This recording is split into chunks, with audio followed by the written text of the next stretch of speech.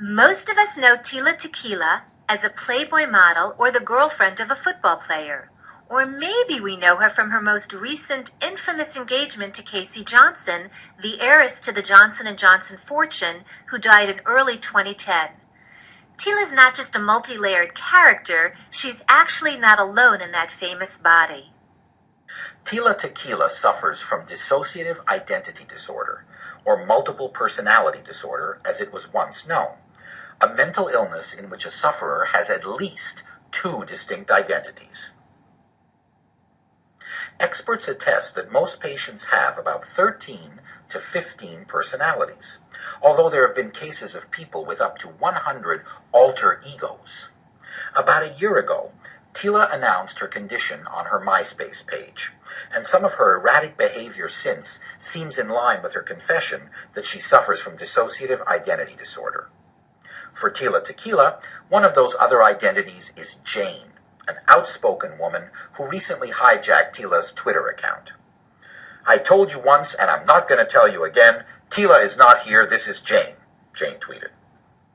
Aside from alter egos like these, people with dissociative identity disorder, or DID, experience severe memory loss or memory fluctuations. Other symptoms of the disorder can include sleep disorders, alcohol or drug abuse, compulsions and rituals, and depression, and in more severe cases, suicidal tendencies. Because dissociative identity disorder is so eccentric, it attracts a lot of media attention. For example, Steven Spielberg's The United States of Tara is a television show about a wife and mother boasting 4 personalities and counting. The show resulted in Showtime Network's highest ratings in 5 years and was almost instantly picked up for another season. Despite all this buzz, it's generally believed that less than 1% of the United States population suffers from DID. Why these few people develop the disorder is not fully understood, but experts do know that up to 99% of dissociative identity patients report severe physical and/or sexual abuse in young childhood. It is for this reason that DID sufferers often have traumatic flashbacks, characteristic of another mental condition called post-traumatic stress disorder, or PTSD. There's no definitive test that can diagnose DID, so psychiatrists must conduct detailed mental health interviews to look for it. The process is tricky, though, and it's estimated that individuals with DID may spend up to 7 years in therapy before they're properly diagnosed.